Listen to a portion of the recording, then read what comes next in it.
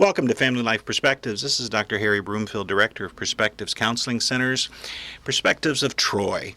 And so glad that you've joined us here on Family Life Perspectives, our program that we try to provide community service with regard to mental health information. This week we have Dr. William Guy, staff psychiatrist at Perspectives of Troy, and we're making this week's programming available to you by podcast form on our website, perspectivesoftroy.com. And I think as he summarizes this week's programming, you might want to visit our website, again, perspectivesoftroy.com, and take a listen in to this week's entire programming.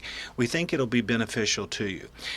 Dr. Guy, we're so glad that you've joined us again today, and all this week you've been talking about autism, and in all reality, one of the causations of it. Could you give us your thoughts in summary of the week? Sure. Well, we don't know all the causes for every case of autism. It's an epigenetic thing. We mention that every day. There is a genetic source.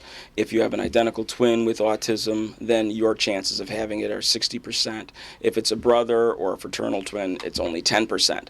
So there's a genetic factor, but there's also an environmental factor. And there are probably many environmental factors. One that seems to be a real one for many patients is the gut bacteria association. When children have infections, either some type of body infection, ear infection, throat infection, whatever, when they're young, before the age of 3, and they're given antibiotics, those antibiotics have the ability to change the gut flora, to change the biome, the human biome, which is the gut, the organisms lining the gut, okay?